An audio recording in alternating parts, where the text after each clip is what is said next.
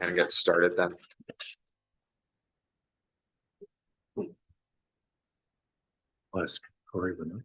Hey, John, do you want to join us up on the dais? We've got a spot for you.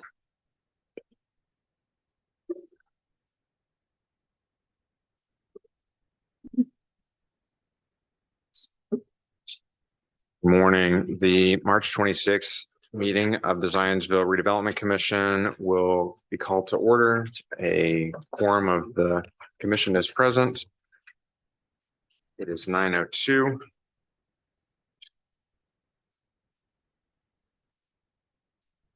Since our last meeting, we have restructured our agenda a little bit. We're going to handle certain items as consent items.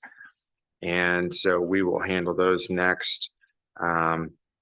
It includes the meeting minutes from the executive session and last month's meeting, and then the claims for March, as well as the TIF area report, which is just a memorandum. Are there any questions about any of those items? Is there consent to accept those items? I just wanted to make one clarification for the record. For the Ice Miller invoice, we'll be paying the $8,000 and not the interest amount. So it is reflected properly in the claim, but just wanted to make that for the record, please. Thank you. Is there consent to accept these items? Yes. Yes. Thank you. Items are approved. Corey let us know that she's going to be running a few minutes late. So we will skip over the director's report for now and go to old business. We have no old business, so we'll go to new business. And first item on the agenda under new business is the declaratory resolution for Century. And John, I'll ask you the question. We publicly noticed a public hearing for this item. Do I need to open the public hearing to accept any comments from the public on this before we consider it? You can handle it however you like. If you want to have the public comment first, you can open the hearing, or you can discuss it first and then open it up for public comment, however you want to handle it. Why don't we discuss it first and then we can open up for any public comment.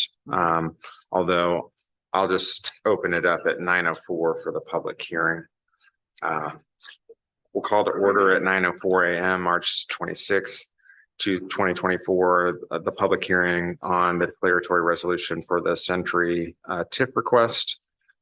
And I think if we could have Jordan, do you want to come up and kind of go through the request and the project? I know that you have presented before this group before, but this may be the first time in this setting.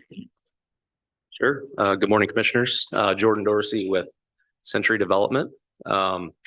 So the, this first precipitated based on some negotiations with the neighbors as part of the entitlement for our senior living development. So the senior living development overall is 156 unit independent living, assisted living and memory care, fully amenitized building. We'll employ about 75 people with payroll over 3 million and growing over the life of the TIF. So the TIF was intended to, first of all, allow our project to move forward, as well as to cover some infrastructure and a trail system all the way from Appaloosa Crossing down to Willow Road. So over the last several months, we've worked through some of those details. So I believe the TIF as proposed would allow a cash transaction at closing to fund an account for the town to facilitate the payment for the trail system all the way from Appaloosa down to Willow Road, as well as the infrastructure along 421 and utility and roadway improvements in the area. Okay, I'll open it up for any questions from commissioners on to Jordan.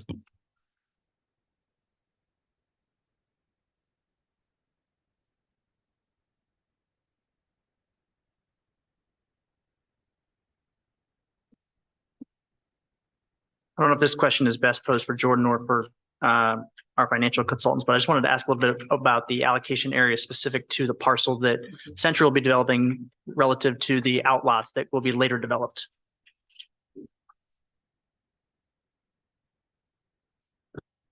Good morning, Becca Zakowski with Crow. The Century parcel will be in its own allocation area within the existing Holiday Farms EDA. The outlots will be within the Holiday Farms EDA, but not in the Century allocation area. So they'll be in a separate, they'll be in the existing Holiday Farms allocation area. And when we establish the base assessment date, it is January 1, 2024 for the entire expansion area. No, just for the expansion area of the Holiday Farms, those parcels that are being expanded and included in the Holiday Farms area. Okay, so the commercial outlots, which are being included in the Zionsville or the Holiday Farms allocation area, January 1, 2024, and then also because it is currently one parcel. Yes. It has not been subdivided. I think you all are working on that right now. Yeah, there's a plat that's also working its way through the development process currently. Actually, that goes to P&Z on April 15th. April 15th. Do you have a timeline for when the outlots would potentially be developed? So Hinkey's retaining the outlots along 421.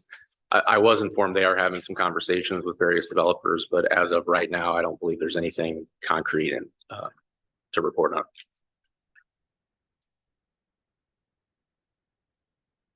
Thank you.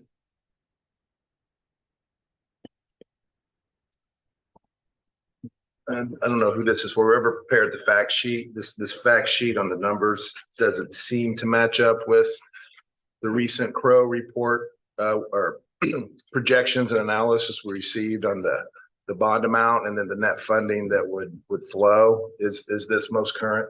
I could be mistaken on that. I just remember thinking the numbers were a little different.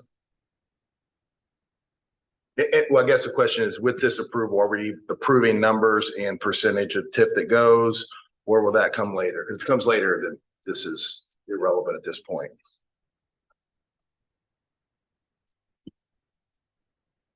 I believe right now you're only approving the declaratory, which would set up the TIF. I don't know if Ice Miller is here to respond on legal.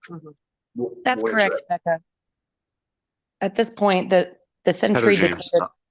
Yeah, sorry. Can everybody hear me? Yes. Perfect. Okay. So yes, we're only at this point for Century approving the declaratory resolution and not a TIF pledge resolution. Thank you. Just to be clear, though, the declaratory resolution is expanding the Holiday Farms EDA, creating one allocation area that does not include future commercial development. So those allocation areas would have to be added later. So my understanding is that the expansion area includes the entire parcel that is across from the Holiday Farms EDA. So the Holiday Farms EDA will now include the entire area.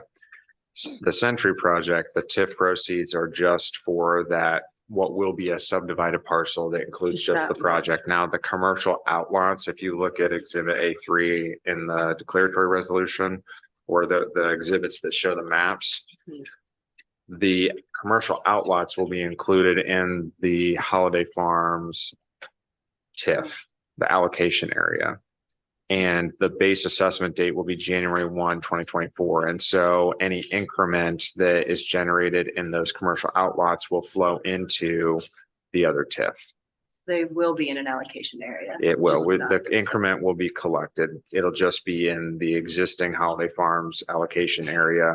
And then Century will have its own allocation area, but it will all fall into the Holiday Farms economic development area. Thank you.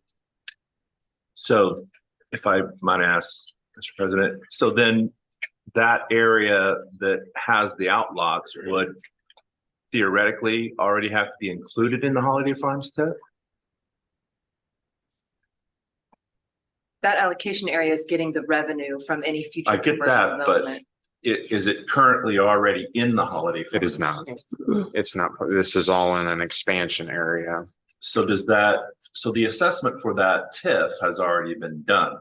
So it just automatically encounters whatever's we There will already be- accrued. There will be two assessment dates. So the base that has already been set for the Holiday Farms allocation area is a prior date. Right? This would be a new date for these commercial outlots, and the Century Development would be a new date that is set. So increment that's accrued after that date is what would be collected in the allocation area. And I get that. I understand that. What I guess what my question is that the Holiday Farms TIF is already set, right? Correct. All of the allotments and everything is already set. So when you encompass a new area, do you automatically just accept whatever that TIF was already played, how it was placed? Meaning that you don't change the assessment within that Holiday Farms TIF. I know it's. You mean the TIF rate? The the TIF rate, property the tax rate. whatever it's, 95, 5 or whatever it is. Yeah. When you change a TIF area and you're including a new area, what, if any, changes do you have to do to the Okay. existing TIF? I want to make sure that your question is clear. So my understanding is that the existing Holiday Farms TIF area does not have any obligations attached to it. So there's no TIF split. There is the property tax rate that is applied to the TIF district. And that is what is applied to any increment that is generated within that area. Nothing changes by expanding the area. That same property tax rate would apply to the new sections. That was my question. If you change the area of the TIF, of an existing TIF, It just it just expands the encompasses- rules. Then there's no issues about. I believe that's Whatever. correct. Subject to check, I believe. that's Yeah, correct. the existing parcels, nothing happens to those parcels. We're just expanding the area. And so when you expand the area, again, I'm sorry, you don't have to adjust the existing TIF in any way? Nope. Okay, that was my question. Sorry, I asked it very confusingly. No, Sorry. it's a good question. It's a good question.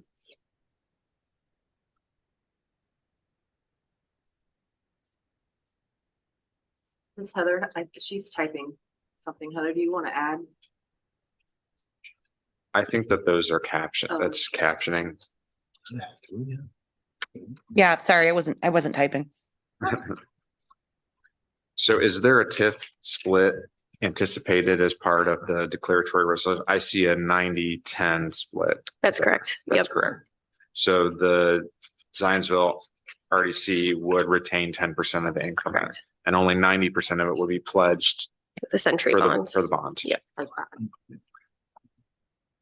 So if interest rates happen to go down, the numbers that's been presented to us would change because there'd be more proceeds. Correct. We have worked with the developer to model a third-party purchaser scenario, and I think they've been in touch with their third party and provided information on interest rates to us to run most likely what will happen when we close. the Yeah, bonds. understood. But to me, it seems like this should be presented as a split and or a certain amount, the amount needed for the project. And it's a lesser of. Right? Because as interest rates Yeah. go down, there should be more of the flows that has not been indicated as needed for the project. I think we can, and Heather can correct me if I'm wrong, do that in the pledge resolution where we pledge the lesser of 90% of the TIF revenues or debt service on the bonds. Whenever we size the bonds to the project fund ask, if that debt service is less than 90%, we'd only share that 90% TIF or the debt service on the TIF. Okay. That's Thank right. you. That's right, Becca. And that would occur when the time comes that a confirmatory resolution returns to the commission, It would be the pledge No. resolution. pledge resolution, Mhm. which is paired with the confirmatory. Not necessarily, no. We sometimes do them on the same day, just because that's the way the meetings fall, but no, they don't have to be. There's no statutory reason that they have to happen at the same time. Okay. So Heather, when would you anticipate that would be ripe for our consideration? Currently, we have that on the schedule for the May 28th meeting, which is the same date that we were looking at the confirmatory resolution. Okay.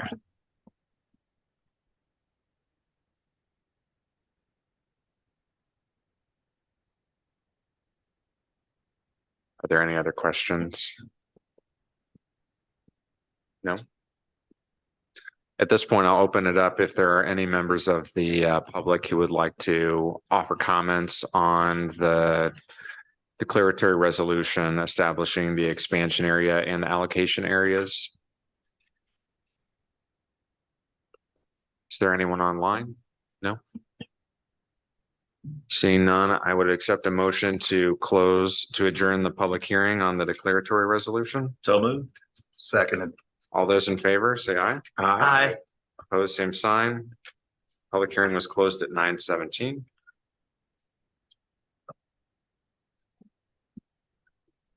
What's the will of the commission on the declaratory resolution?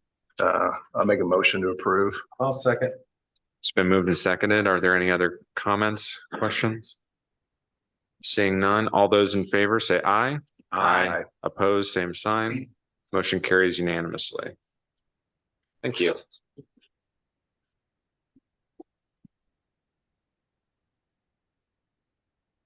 Next on the agenda is the Wild Air confirmatory resolution. We also have a fact sheet before us.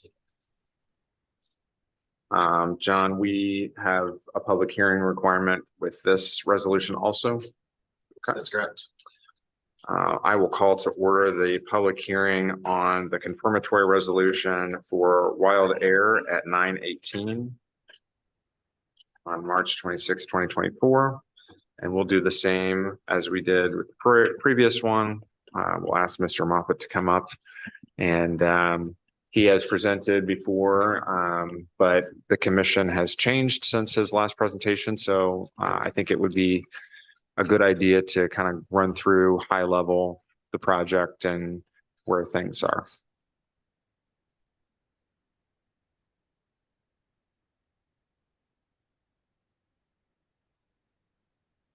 Good morning.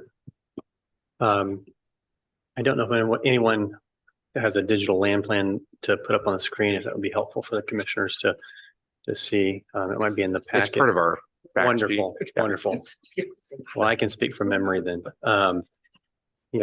Justin Moffett, CEO of Old Town Companies. We're a Hamilton County based home builder and land development company.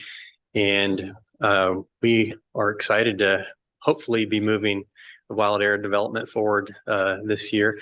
It's been a multi-year planning process. And I think it's probably relevant to share some facts on how this project got started. The Johnson family, who's owned the property for years, did an RFP seeking proposals from developers who would master plan what would be to the family a legacy development. They were reluctant to sell it just to the market for traditional suburban development, and they wanted something that was differentiated and special and would be a legacy for their family. And we were approached and asked if we would consider making a proposal. Old Town has kind of built its history around placemaking initiatives, residentially focused development. And so it was intriguing to us.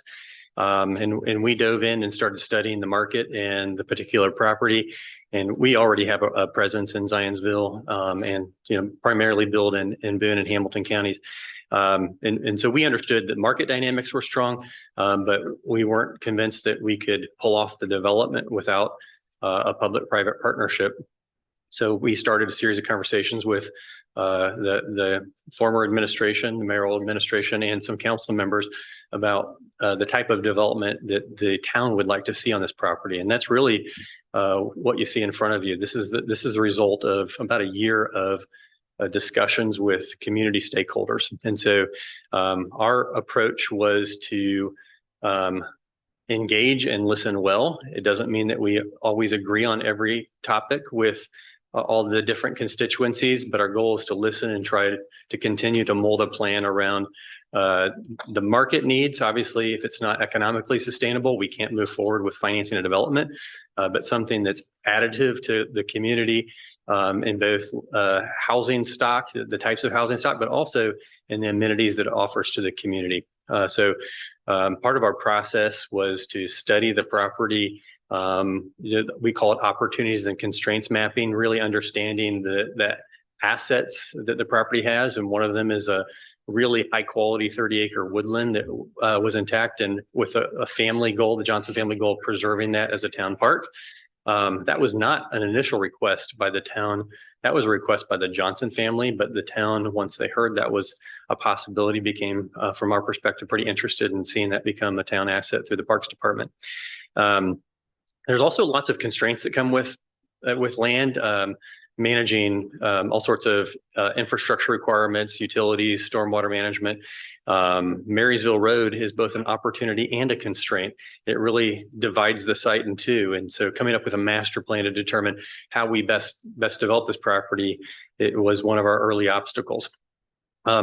We had an early request from the town, and that was for us to consider setting aside approximately 10 acres for a future civic use.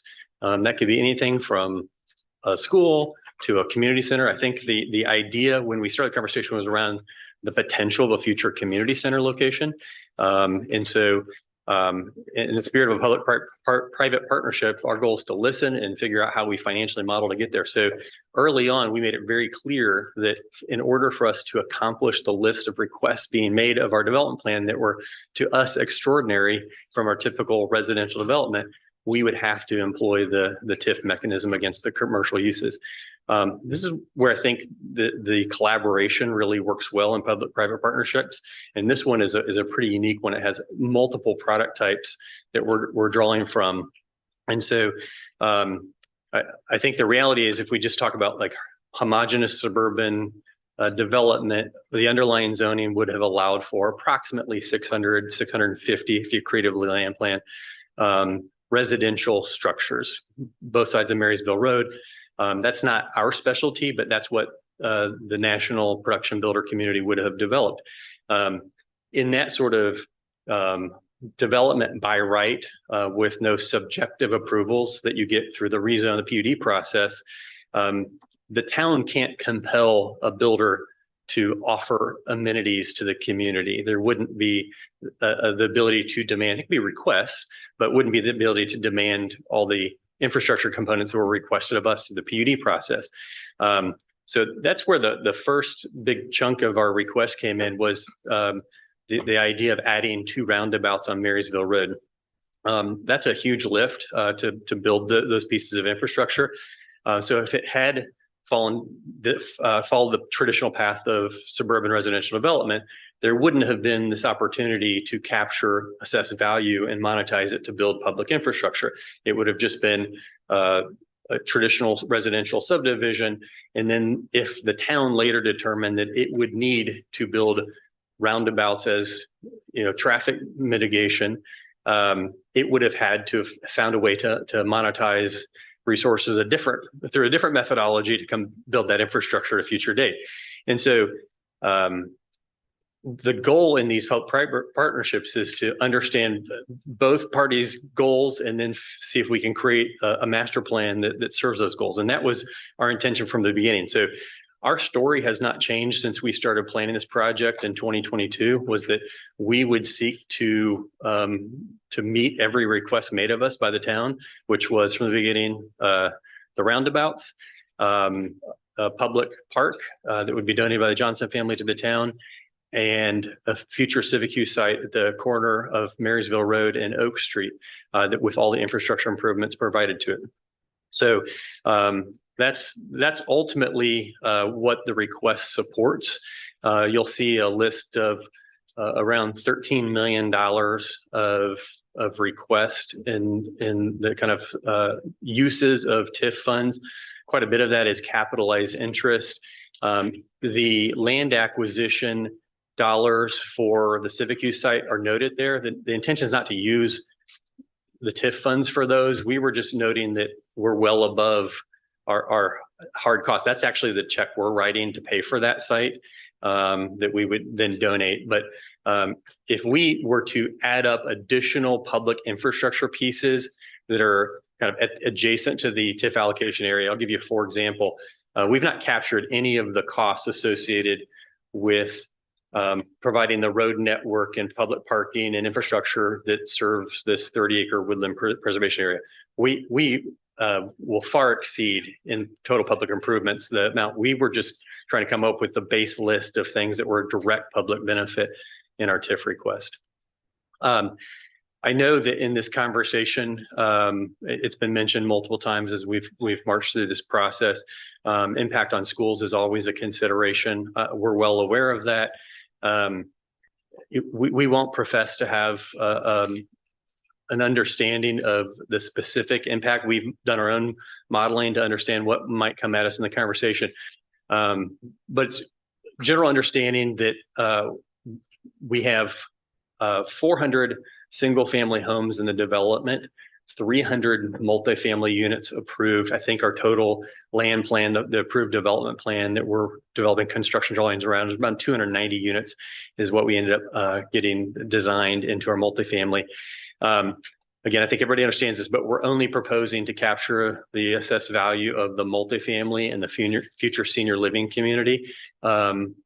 I'm certain there will be some children that live in the multifamily. So not here to say that, that won't have any impact on the school network. Typically in multifamily that we see, it's a much lower percentage than in the single family or townhome type residential units. So that's a reality. 400 for sale units though in the neighborhood, when we're projecting an average sale price of $1 million or more. And so when you calculate that impact as opposed to developing a large suburban residential community from maybe the production builder world that has a lower assessed value, it is our understanding and belief that the overall for sale residential units of the Wild Air community will make a much bigger overall impact, even including the fact that we're not capturing that increment from the multifamily. So our hope is that it's a net positive benefit overall. And the reality is there's a give and take in the process. And so it's our belief that the impact to the community by having the roundabouts constructed, especially, and I mentioned this in our last meeting, constructed by the private development sector. We've seen this over and over again. We're typically able to do it at about 65, 70% of the cost of a municipality. What's not even calculated into any of these formulas with cost is the fact that we've given up very substantial right-of-way in order to construct those roundabouts. In most municipalities, right-of-way acquisition is the most significant cost component of a thoroughfare project. So again, that was not a request. We just knew that was part of a development planning partnership. So there was no monetary consideration for right-of-way acquisition and those roundabout dollars. So roundabouts and then the civic use site, we mentioned last time that it's really not our role to determine how that space is used, that it was requested of us by the town. It would just be for us to facilitate the opportunity. And so it is a fully developed pad with all the utility mains stubbed to the site and stormwater infrastructure built into the overall development plan. So those are the specific public contributions. I'm going to pause there, kind of long-winded explanation, but want to give you a healthy overview and glad to answer any questions you may have. Is there any more detail around a pedestrian crossing? Has there been more firming up of detail there? In all of our construction drawings that we've been working on with the town have been around an at-grade pedestrian crossing with a rapid flashing beacon system. So not a tunnel? No. Okay. And my interpretation of the discussion is that as the town analyzed the ongoing maintenance cost of that in public right of way, it was determined that that was not a preference. And so the amounts being requested are reflective of that change? Yes. Okay. And then We have two allocation areas. Will the bonds be issued in two tranches to reflect the two different allocation areas? Yes, sir. And primarily because the timing's different, we would propose if approved to move forward with the multifamily development starting this calendar year. And then the senior trailing approximately 2 years. And then my final question. So we have a fact sheet here that includes cost of issuance, but not capitalized interest. But you mentioned that there's significant capitalized interest. Can you provide some more detail on that? Yeah, is that a question you would come answering? I do not have. I have the numbers. Maybe you can answer. Could you ask the question Yeah, so again? I think, is the capitalized interest embedded in the bond ask number? So that number would be reduced by what you have to pay in capitalized interest? I guess you don't have the fact sheet that we have. Yeah. I think that would be reduced.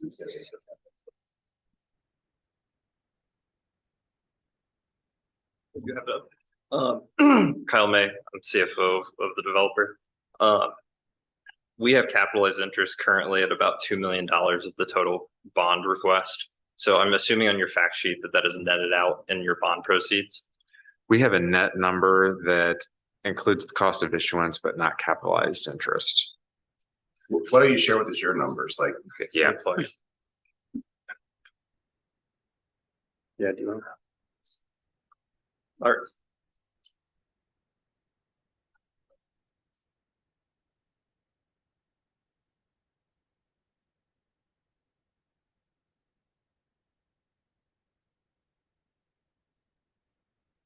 Is there any way we could get the main screen on? Is that, no? No.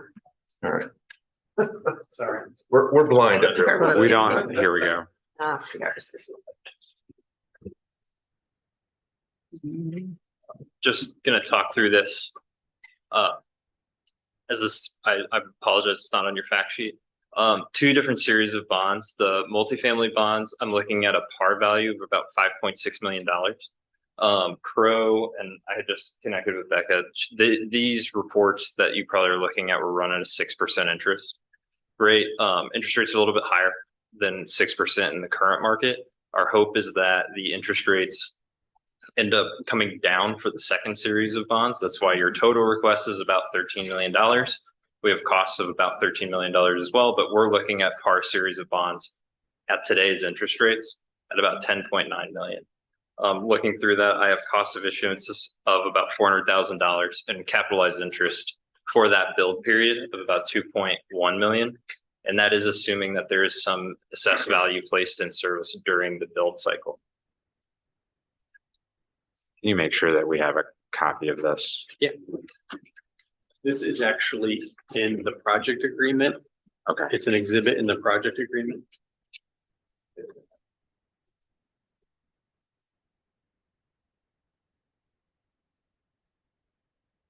So my question is, of these items that are in this breakdown, what would you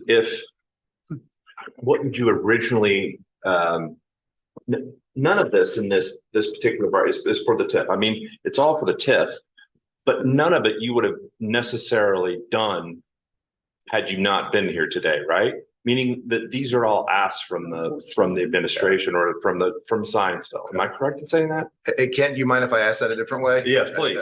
Same thought. If, I assume you've not closed on the land yet. So if you had assigned your purchase rights to the two pieces on the preserve and the civic area to the town, and the town built the roundabouts, which they should be doing anyway, how much TIF would you need to do this residential project?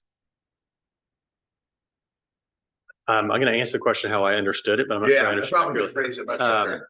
I'm sure. I mean, I wouldn't have the ability to have grant the town those assets without the TIF. We're effectively paying, the Johnsons are contributing the park space, but we're effectively paying for all of the ground of the development and then contributing like the civic use site. Absolutely, we're paying for it. And I would argue it's one of the most valuable pieces of the real estate. It's at the frontage on Oak Street. And so not sure that answers your question, but it's like, it was all baked as one formula for us. It was like, here are the stack of requests. And if we were to say, I've done a lot of TIF transactions, and frequently they're to make the physical structure, the bricks and sticks, higher quality, so that they have staying power and their tax assessed value for the long haul. A lot of times it's not for public infrastructure. It's to make the overall project quality better than it would have otherwise been. That's not the case here at all. We're still actually building. If you've seen the renderings, one of the nicest projects Old Town has ever constructed. So we've not skimped on quality to get there, which makes it really actually challenging for us to pull off financing in this market with high interest rates, without any TIF incentive going to our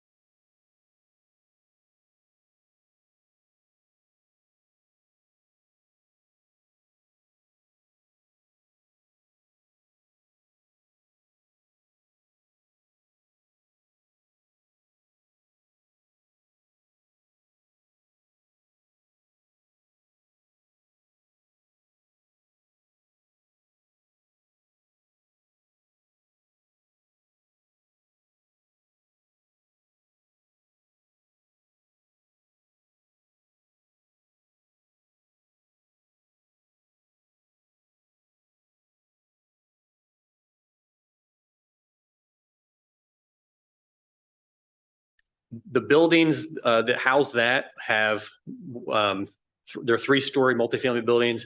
We call those No elevator. they are elevators. So those are surface park elevators, have a largely brick facade, more of an urban facade. And then we scale down into 2-story buildings that are more like what you mentioned as garden style. We have a customized product that we have constructed once previously that we feel like really meets the market well. It's 2 stories. Every single unit has either a 1 or 2 car garage. From the streetscape, you would think it's a 2-story townhome. But we call them direct access garage units. You go directly from your garage into your unit. What we have found, and the reason we've developed this product, is because it's attractive to a broad age range, from typical, what we think of typical renters as young professionals, Reality is this product is really attractive to seniors and single women. That's a majority of the renter population, one of our previous developments. And there's also a lower attrition rate in that sort of product. So it's a mix between the 3-story with elevator, with the retail that we think is more attractive to a younger renter, studios and 1-bedroom units, and then the larger units in the garden style. Do you have it? Do you know the unit mix yet across the whole multifamily, the various buildings? I think we only have 2 3-bedroom units in the entire Generally thing. 50-50 or more? I'm gonna actually defer here because he always has the answer. Yes, And rough estimates on it. 2 3-bedroom units with about a 50-50 split between 1 bedrooms and 2 bedrooms. Okay, thank you. And my last question, I promised to shut up. Do you have a bond purchaser already lined up, or? We do. We have a private bond purchaser that we've worked with on multiple transactions. So I guess my question is kind of over and above you as a developer, really. And I think this is more my question. I guess I'm going to ask to the president. When you guys came in front of us in December, Dave and I were still here on the board. And so my concerns were that we didn't really know anything about what was happening. We didn't know about your requests from the town, I mean. And so that's kind of my problem, is that I think that it's come in front of the RDC, and I want these guys to be able to move forward. I really do, and I will vote for it. But I think overall, I think that there is a disconnect in the process for a developer, for them to have these requests put on them, which correct me if I'm wrong. If you were in another municipality trying to do this, this is not what you normally would see, right? Meaning the request from the town. I think our company gets invited frequently to work in communities because we're collaborators. So we're. I mean, I don't want to put, I guess I'm putting you on the spot. I didn't mean to. No. Yes, I guess I kind of took your explanation of what happened here as these requests are a little bit over the top. No, they're extreme. Yeah. But we didn't resent them. No. We said, I know. How do we get there? How do we figure it out? But that's what my point is. When you guys came in front of us, I had no clue that this was going on. And so I think that there has to be more transparency from whatever the administration is. There was a different administration 6 months ago or whenever it was than there is now. And I think as the RDC, we have to understand what those requests are going to be before they come in front of us and say, hey, this is what we want. And that's what I have a problem with this process. I think that there's a disconnect somewhere, whether it's the plan commission or whatever administration is in place or whoever it is. When a developer comes in front of the RDC and wants to ask for a TIF, as commissioners, we should know basically what's going to be asked of us to a certain degree. I understand that there may be different things, but I kind of feel like these guys were put under the rock. They were put in front of us in December, and we had to approve what they said without really much knowledge of what was happening. And I don't think it's on them at all. And I think it's a disconnect in this is my personal view. I think it's a disconnect from whatever administration is in place and whatever we're asking of developers. I think it has to be a little bit more upfront and saying, hey, if you're going to build in Zionsville, this is what we're going to ask of you. And I don't think builders should have to come in and be asked extreme things kind of out of the blue, because in my mind, if these guys were approved, they probably wouldn't have done all of these things. I'm glad that you are, and I'm for you guys, and I want you guys to have the TIF. What I'm talking about is kind of before you get to the table. And that's where I think the disconnect is. So I'll get off my little soapbox now. I think the points are, as far as process, I mean, we're disadvantaged by the fact that we are 1-year terms and there was a change in administration, and there are some people who held over and some people, the majority are new. And so you're working through that dynamic. I will say that after we made our decision in December, that this has been through the Plan Commission and the Economic Development Commission and Town Council. And so there have been lots of eyes on this request, and have had those regulatory approvals have been granted. And I think what I gather from the developer is that this is a very unique project in the way that it was, the way that it kind of ideated from the family that currently owns the land. They wanted to have a legacy left in that space. And so there are requirements that are attached to that that may be extreme or may necessitate lots of what's being planned there. The points that I want to, they were part of the conversation in December, which 3 of us were not a part of, but the allocation areas that are being created are not the entire economic development area that's being established here. And so the single family residences that are planned are not being TIF'd. So the incremental assessed valuation would go to all taxing units in that area. The 100% pledge, I think, is reasonable by virtue of the fact that you are taking on the responsibility of constructing the infrastructure to make the project go. If you weren't constructing that, or if parts were not being constructed, then I think a split would make sense. But because you hold those responsibilities, if there was a split, we would be trying to do those components with, whatever portion of the tip that's left over. And so I think that would put a burden on the town and put a burden on the RDC. So those are a few of my observations. I think if we want to change the process and create a form that informs the process very early on when a request like this is put forward, I think that's reasonable. That wasn't in place last year, and we could certainly do it prospectively. I don't know that it's ever been in place. And that's kind of my point, is that as builders and developers, I think that there needs to be a framework for them to come in and see what Zionsville wants before they get to the table. And I don't know that that's in place. I could be wrong, but it's kind of my observation of the situation. Well, as we go through this governance process and develop bylaws, I think we can incorporate some of your ideas into that document so that it is more structured.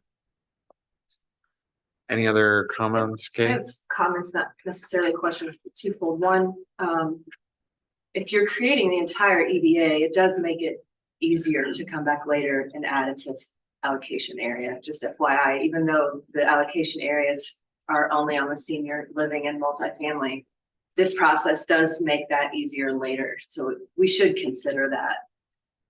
The second comments I really want to make are related to the tax impact statement and the revenue impact to the school district. The Crow prepared report shows 0 impact to the school. I think that is misleading. We do have a fair amount of knowledge based on other apartments that we serve in the town. We anticipate about 55 to 60 kids that we will need to serve, that we will not receive operational dollars to support. We've been able to roughly estimate that that's about $2,600 a student. Just operationally, that's buses, supplies, utilities. And if you take that over a 25-year TIF, that's a $3.5 million impact to our schools that we will not get otherwise. So I want to understand this a little further. Sure. So the impact, the TIF will not deobligate the requirement to pay the operating referendum, correct? Correct. All TIFs, you still pay that. That's outside of caps, outside of other referendum funds. The referendum, but not our base operation dollars. And so I guess I understand that there will be families that will have children that will matriculate into the school system in this portion of the development. And that you'll receive the school rate times the base AV at the date that it was set. And then you'll receive referendum dollars, but the difference is not going to be captured until the allocation area expires, which is 25 years. Okay, I understand that now. We will, I mean, in full disclosure, we will receive the per pupil funding. But that from the state, that It doesn't is all come along, education yeah. fund dollars, and that goes straight to teachers, nothing operational for how we serve those students. Okay, understood. Becca Zakowski with Crow again.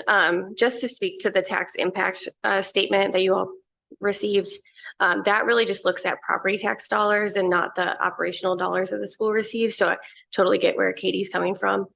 We show zero impact to the schools on a property tax basis, and that's because the schools can still levy at their max levy. The only impact there would be circuit breaker, and because the tax rate is so low, you don't reach that circuit breaker point where you would see any circuit breaker impact. So the schools still are able to hit their max levy and receive those dollars.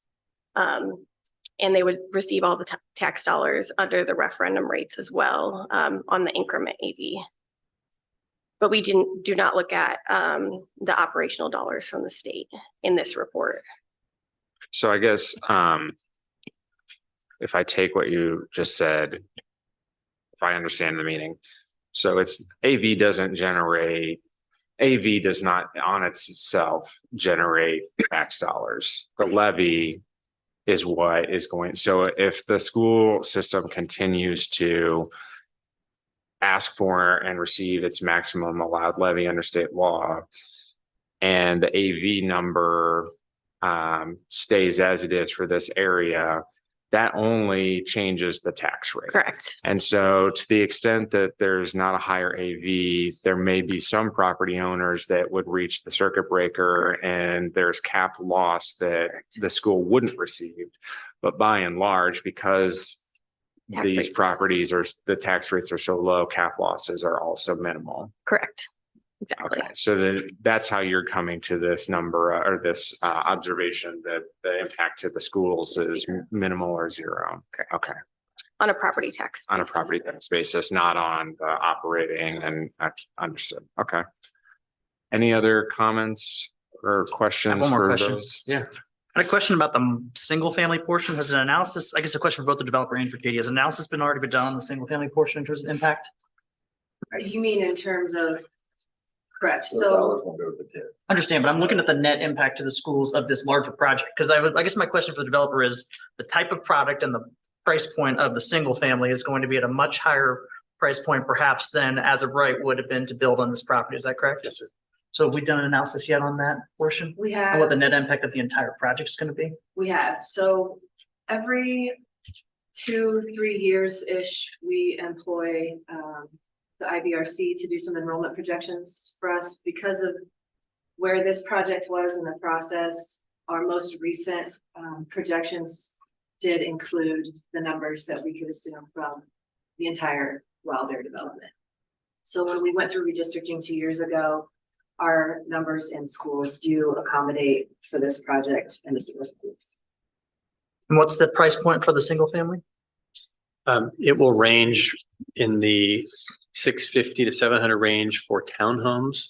There's about 60 of those units, up to 3 million there's an estate section of custom homes. Across the board, we're anticipating an average of $1 million plus. We have several sections that have a product that is not age restricted, but it's very much geared towards a senior occupant. And its design, those also have a high price point. So sir, I think to what you were suggesting, I think that's what I was trying to make a point on earlier. I don't know the exact operational funding formula what the multiplier is, where there's a break even on the assessed value that it needs to be as a minimum standard. But it is our understanding that we are approximately 50 to 100% higher than the market average value for a single family home by a production builder in this market. And so you're effectively wiping out if there's a perceived negative loss of increment or excess value from the multifamily not being part of the tax roll, we're getting nearly double the value out of the 400 for sale residential units. So our belief that the impacts beyond the Crow report, it's maybe negligible to a net positive impact. Do you agree with that, Kate? Respectfully, no. I mean, we understand the cost of the fixed cost of the students and you know, we not really. Thank you. This development, just to follow up, is will feed Trailside Elementary and then Z West those. Do you have a timeline for the platting of the single family portions of the project? It will be done. The primary plat for the entire development has already been approved by the Planning Commission. So we will be following through with recordings of secondary plats as we bring phases online. Okay, so when might we expect to see dirt being moved as far as homes being constructed and lots being sold? Pending the completion of this process by summer. By summer, okay. Any other comments or questions? Seeing none, are there any members of the public who would like to offer comments in the public hearing? Is there anyone online? Seeing none, I would entertain a motion to adjourn the public hearing. So moved. Second. It's been moved and seconded. All those in favor say aye. Aye. Opposed, same sign. Public hearing is adjourned at 9:57.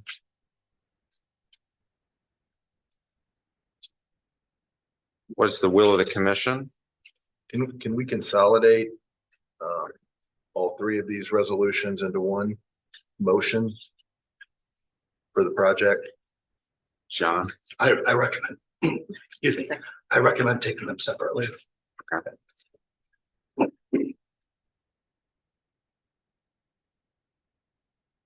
I do not have as part of my packet the Wild Air Development Agreement. That's correct. Okay. I would recommend that we table that, move it to the next meeting. Okay. I guess we'll start with the confirmatory resolution. What's the will of the commission? I'll motion to approve. Second. It's been moved and seconded. Any further conversation? Seeing none, all those in favor signify by saying aye. Aye. Opposed, same sign. Motion carries unanimously. Next is the TIF pledge resolution. It's the will of the commission. Again, I'll make a motion to approve. It's been moved and seconded. Any conversation? Seeing none, all those in favor of the resolution signify by saying aye. Aye. Aye. Opposed, same sign. Motion carries unanimously.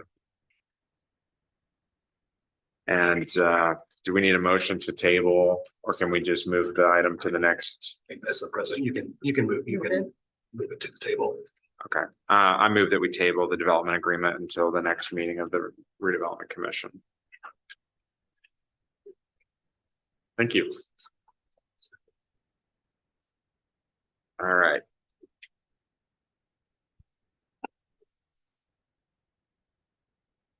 Let's backtrack to reports, because I think we can handle these other items within the director's report. So Corey.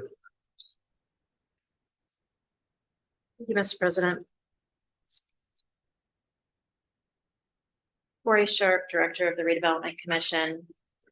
In my director's report today, I just have a series of proposals and agreements that I would like to present to you.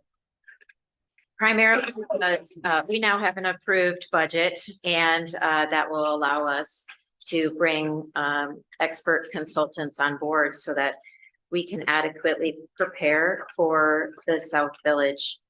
The first consultant is legal counsel for the planned unit development. we brought on Mr. Jeff Jacob from Hackman Hewlett here in town. He is a local zoning attorney and is providing us guidance on the draft of the planned unit development and will assist in the facilitation of moving that plan commission request through the process of plan commission and town council. The planned unit development is a new zoning code that encompasses 160 acres and consolidates 3 different planned unit developments and incorporates a new mixed-use development code for the areas south of the village. And within that planned unit development requirement, we are writing 40% of that will be preserved as green space and tree canopy.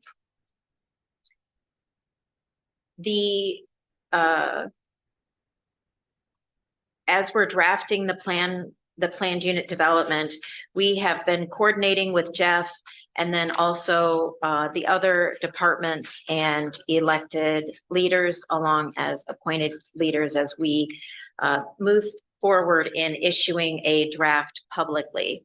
One of the things that we're also working on is branding and making sure that this project is representative of what Zionsville is and that we're not creating a separate district, even though it is the South Village. It is still a key part and really an extension of the heart of Zionsville. And so you might see this logo out where it's the standard town logo graphics and then South Village underneath it. And this might be, as we move forward, an opportunity for future developers working within the town branding framework, making sure that the vision that the mayor and council are casting, we are working with our public-private partnerships to implement. The South Village attorney contract is in your packet.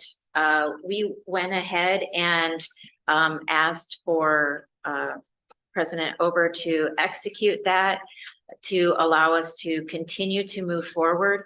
We formally do not have a process for administrative signatures. Working within a budget line item, we still have requests, and I would prefer that a commissioner sign that or 2 commissioners sign that. So when we are going through the bylaws and governance committee, that will be something that is on there to identify who signs administrative contracts when they're within the approved budget. In front of you, also in your packet, is a parking study. The parking study for the village was last done in 2014. As you can imagine, that is out of date. And we are contemplating this new development. We need to have an updated understanding of the existing parking demands, the perceived parking problems, and then also the, as future development comes on, how much additional public parking do we need? So we have a proposal for Hitchcock Design Group, and I've worked with them in the past. They are proposing a turnaround of the parking study to not only include the village, but also what development is outlined in the planned unit development for a fee of $48,600. I would request that you consider approval for that item. And then the additional study that we would like to proceed on is an economic impact study. And our proposal was received from Genovis, working with Larry Gigerich there. They have reviewed the projects that are are contemplated in the planned unit development, we would like to be able to communicate the economic impact from not only taxes, property taxes, like a TIF report would do, but also income tax, food and beverage tax. What is the impact on jobs and new residents and new students, so that we can communicate with schools, police, fire on all of these projects comprehensively. So this project fee proposal is $35,000. Both of these proposals would come out of the Zionsville EDA funds for professional services in that line item. And I think that concludes my report. I have a question for you, Corey, under the Hitchcock Design Group. Have you had a discussion with them about a daylight study as well? Yes. I have had a conversation with the Hitchcock Group on also completing a daylight or sunlight study. Hitchcock Group is a diverse firm and has the capability to bring on sub-consultants as needed. They can do a sunlight study in-house. And so I think it won't be in, what we have talked about is this fee is associated with the parking study. We're going to work with them and their in-house team to do daylight studies as development comes along and we understand the height and whatnot. The other thing that we are going to add into our planned unit development is that developers will be required to also provide a daylight study along with a traffic impact study as they make their proposals for individual projects. So yes. What's a daylight study? It's a sunlight study is how does a development impact the public right-of-way space and it comes down to height. The height of the developments. If we have a 3-story project, where do the shadows fall? Is it going to create a dark downtown environment? Is someone asking for that? Yes, sir. All right. On parking, so right now the parking study is not a parking and traffic, it's just parking, right? Parking only. We have done a traffic. We're in, Okay. and they are working on their final counts for traffic. Okay. Did anyone else propose on this? Because this, I haven't seen a ton of these, but it seems like a fairly high number for just a parking study in a small area. Yeah, I did not seek out additional proposals. I'm happy to do that. I've worked with Hitchcock in the past and felt comfortable with their team. The turnaround and the pace of this project is moving swiftly. So I did not seek out additional proposals, but it's certainly something I can do. Just curious. I asked the guys this morning before meeting, what was the study that was done that you said by the grant? The READY grant? The READY grant. The READY grant is funding the traffic engineer and the civil engineers to understand how traffic flows through downtown. And then also as we're adding projects, how will traffic move safely around? And they are also doing the civil engineering design for the Main Street realignment south of Sycamore Street at First Street and then connecting it to Zionsville Road. So they are incorporating the movement of traffic, not the parking of traffic. Is there any way to add that to that request, to that study? Without doing the one you propose? It is a different, believe it or not, it's a different team. Can USI or ANF provide a fee to do that, yes, they are the engineers on record for that. We can ask them for that. I would concur that I think $48,000 for a parking study. And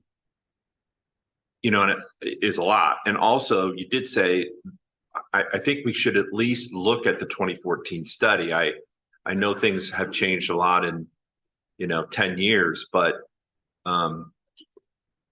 the overall space hasn't changed for downtown. The area is the area. So I kind of feel like we should look at everything we can before we just go and spend some money. I really do. Yes, sir. We have read through and studied the existing parking. And what it is telling us is that there is enough parking. But are we willing to accept that? I think we're looking for a validation of if that's true. We also need to vet it against the real demand for parking versus the experience of coming into the village and feeling like you know where you're going to park, you're going to have a great experience. I would add also that the projections that they used for demand for parking in 2014 are likely to be radically different than what projected demand would look like with, a developed South Village. And the PUD conversations that have been had kind of are anticipating some parking structure element, and we don't want to overbuild parking structure within the South Village if it's unnecessary. And so I made the suggestion to Corey that we should probably look to update that study. I think the point's well taken that we may want to solicit additional bids to make sure that we're getting a good price point on the work. Do you recall off the top of your head who did the original study?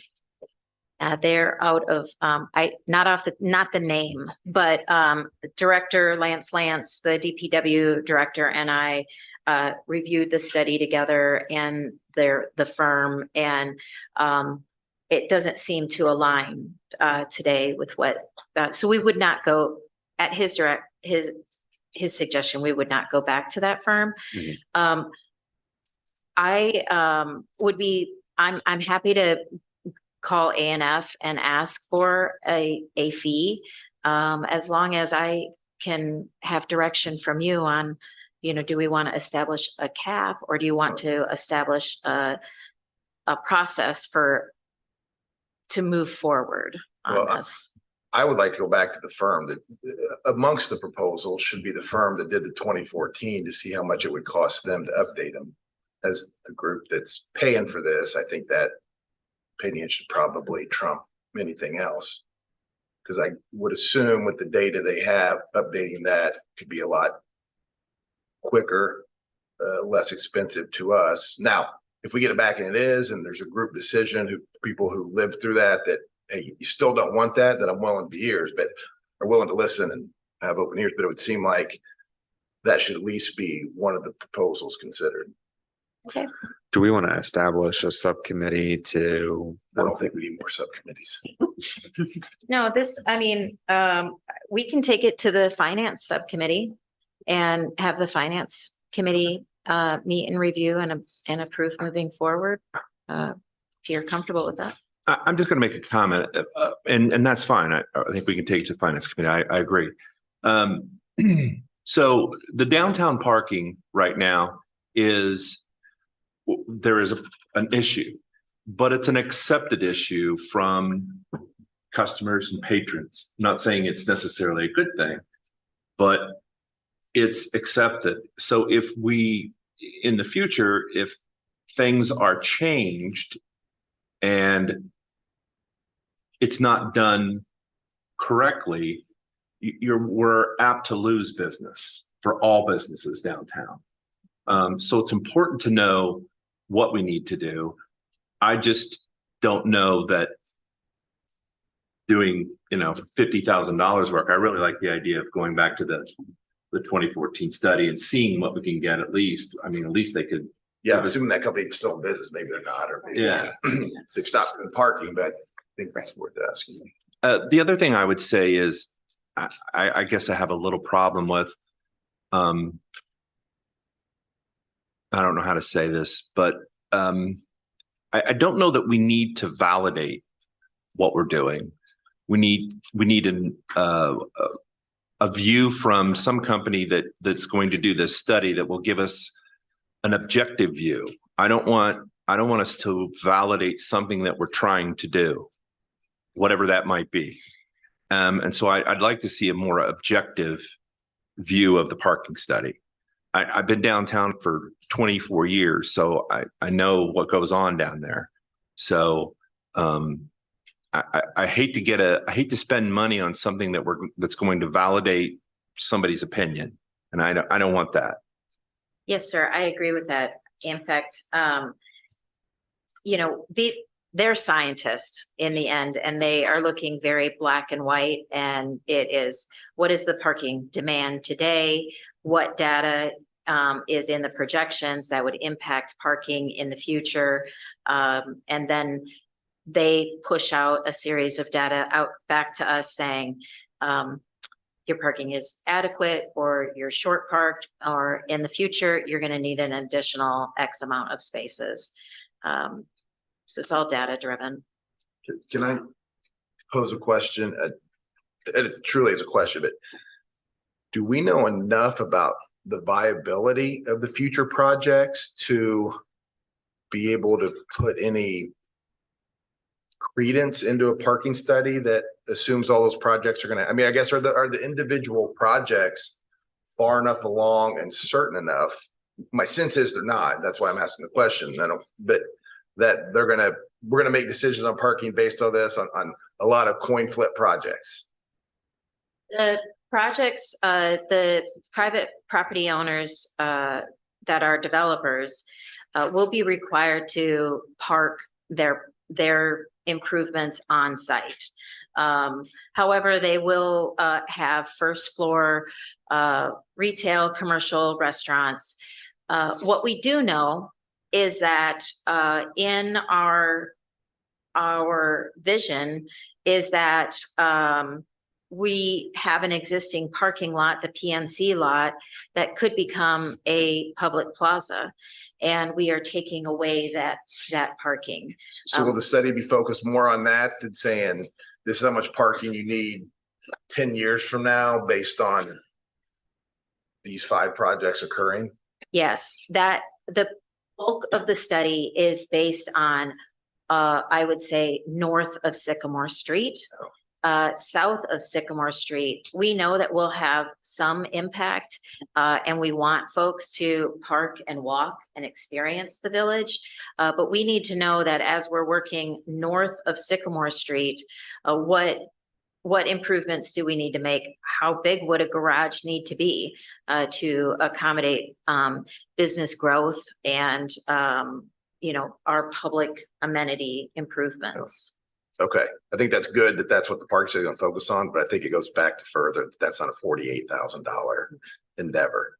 Yeah, I will definitely circle back around and yeah, because that's almost 250 hours of what I assume. Yeah, they pay, and it's not literally probably a parking guy could do it back of the envelope in a few hours. But so right. Well, Corey, I have a question, kind of going off what the other commissioner asked, is there a probability of what you guys are trying to do that it doesn't happen? I mean, all I've heard is this is going to happen, but none of it's been through any kind of process, right? Well, I think so. Let me interpose here.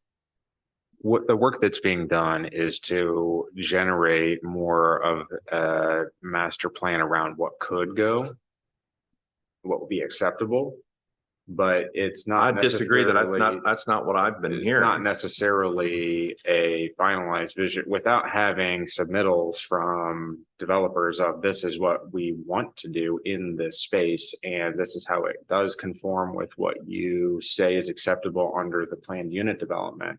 That is that has been my understanding of the process that has been ongoing is to, I would say that my understanding is not that. So, and I can be wrong. I absolutely can be wrong.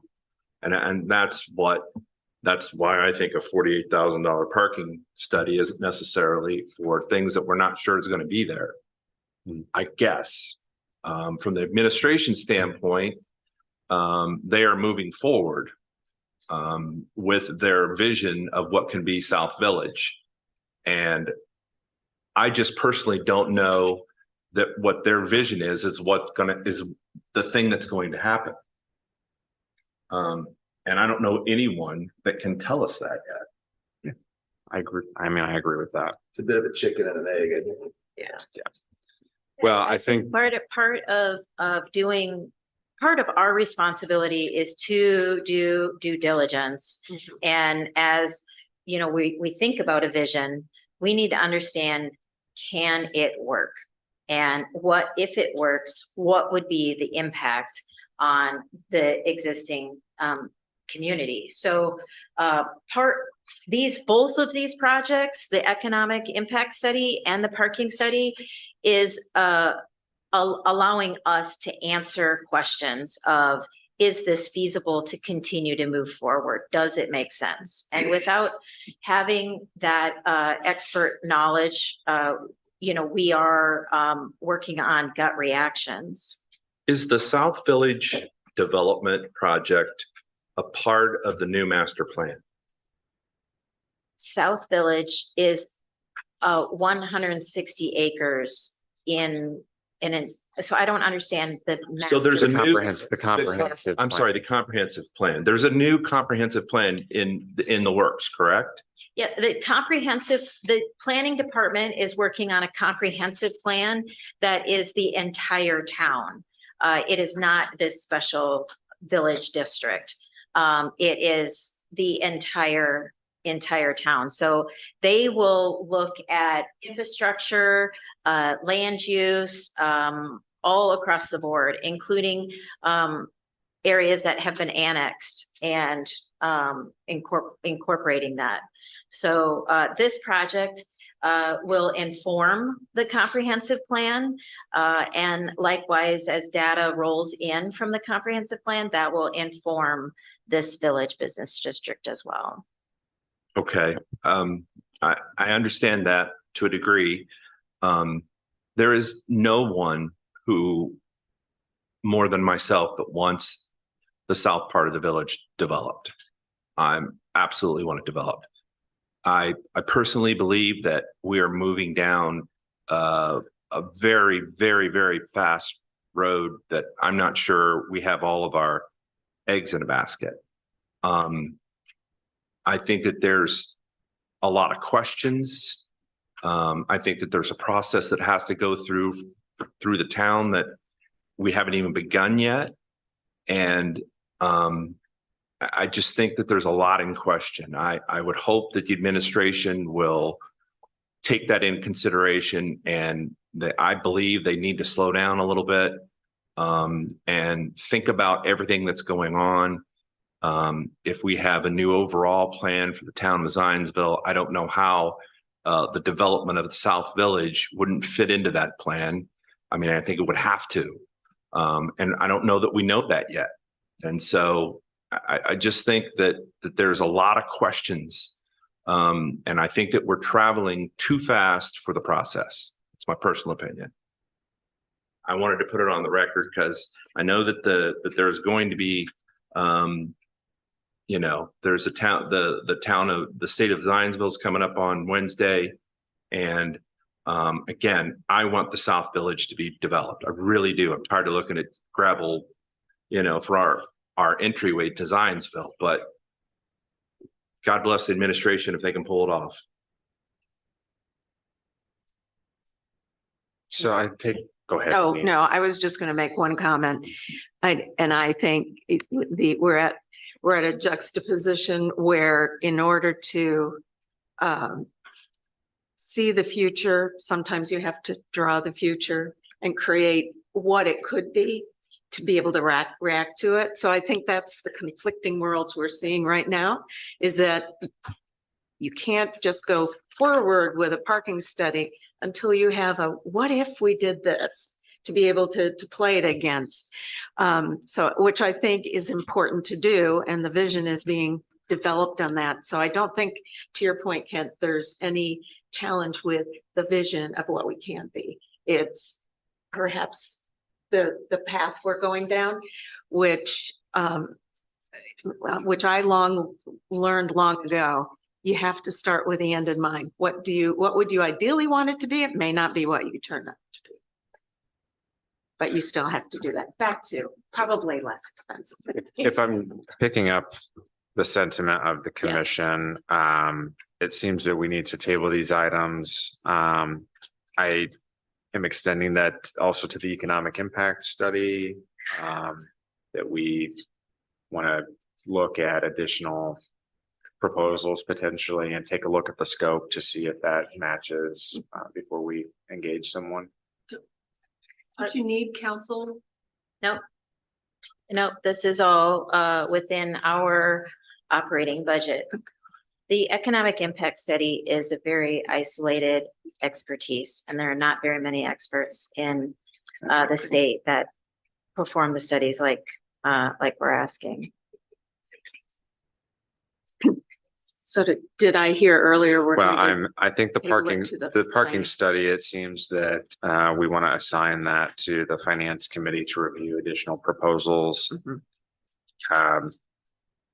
Is there any, Do you need, court, do we need to approve the legal All for the PUD? this is all process, right? So you have approved a budget. You have approved my job description to implement projects. And now I've got, team members and experts at the table that can help us answer questions, because I'm not as well-rounded as you think I am. So it takes a team. It's going to take a team to do what we are commissioned to do, which is focus on economic development and remove blight and encourage redevelopment in our jurisdiction. And for us to do our jobs well, we need to bring on additional help for this. So that's why I'm presenting those to you today. You can, I can continue to bring these proposals individually to you and consider them, or you can assign it to a committee and have them act and sign on it independently. You can just establish that the president and vice president can sign and move on. This gets down to establishing the process by which we administer our work. the line item for this in the budget was set at $1 million for 2024, correct? Yes. So are you asking for all or none? Or are you asking, or will you pay if the commission considers legal counsel and economic development and then sends parking to the finance committee? I think, go ahead. I wasn't bad mouthing the subcommittee earlier in my comment, but No. do we need a subcommittee, or can you just take our instructions, like, hey, can you either go beat these guys down on price? Yeah. Right. Can you go back to whoever the first one, see if they would be willing to update that and let us know what that feedback is? I think that's. Yeah, so we don't delay it too much. Yeah, I have learned long ago to not get ahead of my leadership, and you are my leadership. And so I certainly can take this back, beat these guys down on price, get a couple other proposals for the parking study. I can do that within the next 7 days. I am concerned, the parking study does not concern me as to the pace. I'm concerned about the economic impact study because as the mayor works on his state of the town address tomorrow morning, then hopefully we will be in front of the Plan Commission in April.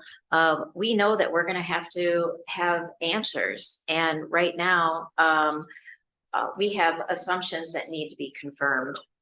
And I would agree, there's not a lot to do. The economic impact Right. takes a very special software. To just one, but I would be okay if, in the interest of time, that one Mhm. went through. If it's deemed it's needed, it sounds like it is, but then I think we probably gotta get going on that. So just work on the parking study, I guess.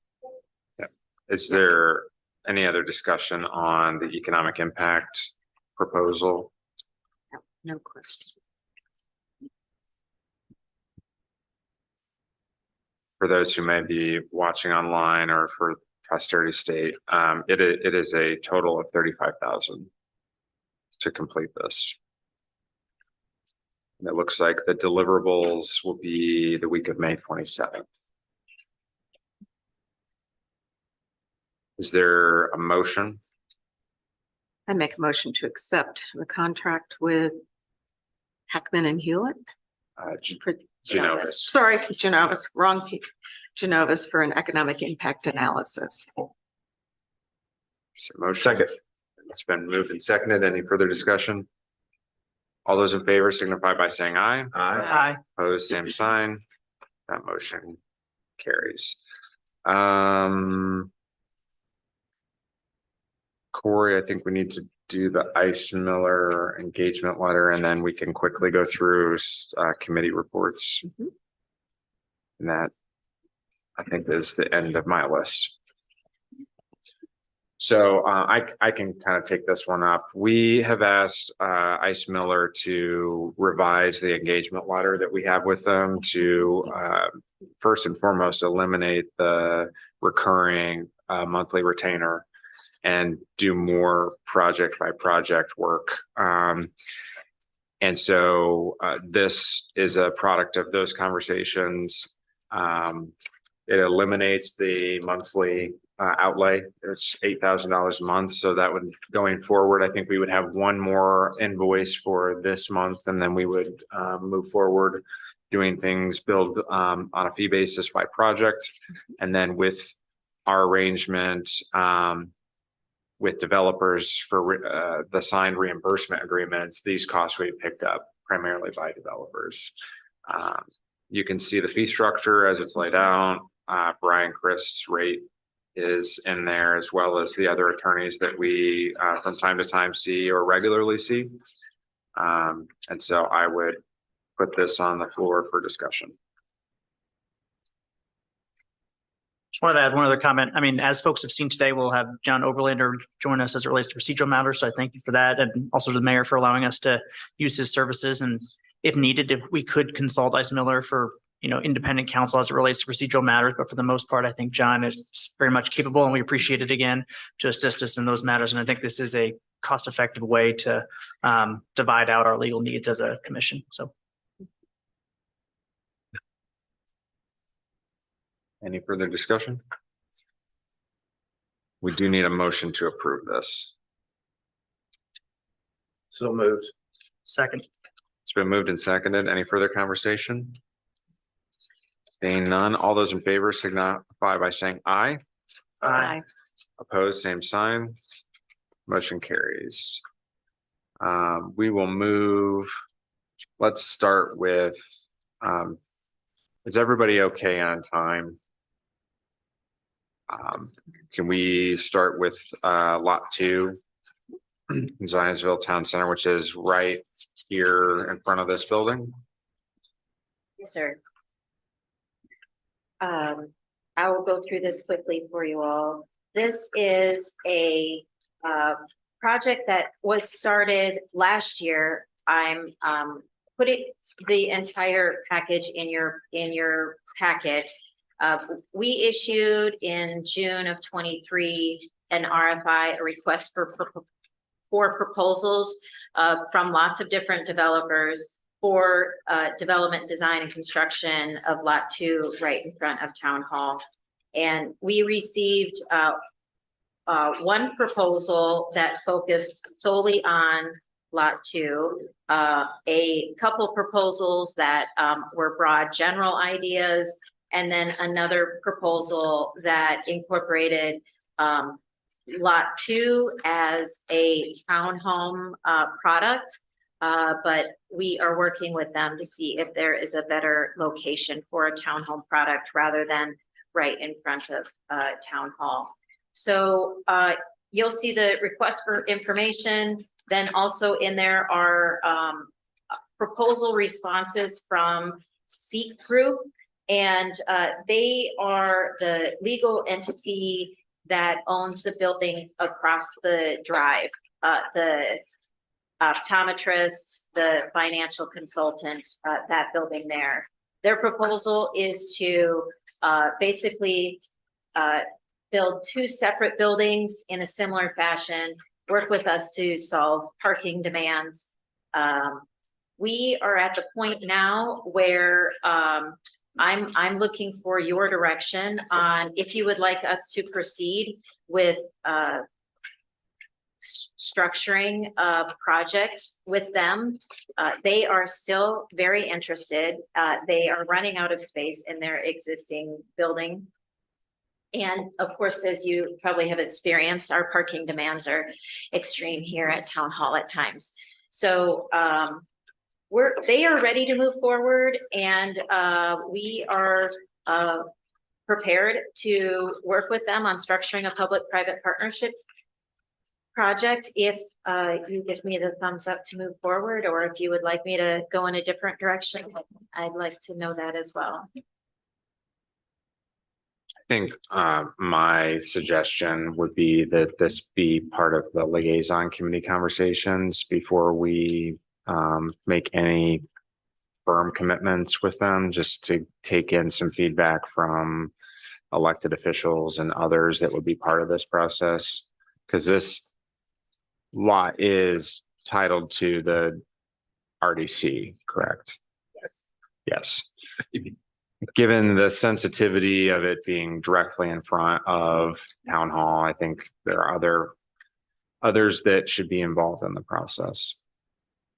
We can do that. You said there was only one other proposal or interest, and it was a townhome development? Yeah. It was just the 2. I remember sending out the RFI, but I don't remember, when we got the proposals, we didn't really do anything after that. There were, there were 4 responses. Yeah. The 2 project responses were the townhome development and then this office development. And then the other 2 responses were broad vision statements, like they would like to see context sensitive design, a strong sense of place. It was more verbal than actual solid projects. I would say that the office use is much preferred to the townhome, given the tax base and the ability to do residential and many other places where commercial, and you don't have quite the flexibility there. Other thoughts, conversation? I think it might be a good idea if we could get them to actually come and present what they submitted to the liaison groupings. And then we can go from there with that feedback. All right. Finance subcommittee. I'm trying to remember if there was anything that was tasked, or if it's just a monthly finance update, but Kent? Yeah, we didn't have, there's no real news currently. So the message is we're just working with Cindy on formatting the monthly look at all the budgets. And the Crow agreement. And the Crow agreement, we approved that. Okay, so that'll be coming forward at a future meeting. That actual contract agreement. At the last meeting, you allowed them to move forward on doing that. So we will put it in our commissioners folder. But that committee approved the Crow. Great, I signed something. Sounds good. Can't find it. An update on governance. So I will be sharing with Justin and Corey sometime today an outline for bylaws. And then we will be filling in detail. John, we will involve you in that as well. The process has been to kind of look around communities in the state of Indiana to see what they have, publicly available as far as bylaws for their RDCs. There's a good grouping of them, including Columbus. And create an outline, and then we can decide what items should be included or not, and then fill out the detail from there. So that's what we've been working on. Architecture, we have not appointed anybody, and that is still premature, so there is no report. And last but not least, a CDC update. So we did have a meeting, looking at one application currently, and awaiting additional information there. But the primary discussion was around creating new criteria that could be very measurable, that would be even more turnkey for applicants as they submit for potential funding in this year and beyond. Great. Any questions? Katie, we talked before the meeting about the agreement at Creekside with the school. I think if you wanted to kind of memorialize for our sake what those discussions were. So I just wanted to request that we have some sort of formal direction back to the board that I can take in terms of those discussions and where they go. I mean, we're already at spring break and time flies, but just really wanted to resolve that. And what I'm hearing is that the commission would like to maintain the current agreement as is, and we'll make the schools whole based on the agreement and the past due amount with some activity that's coming forward this year. And so that's great news. We appreciate the work and consideration and being a part of Creekside. And I think what I will do is ask that Cindy and Regina, who is our CFO, work together on just, the mechanics and how we work on that just in, an actual, do we need invoices, those things. I'll connect them so that they can move forward with that. Yeah, I think that's reasonable. And just for all other commissioners, it's anticipated that the arrearage amount would be paid once property is sold in Creekside.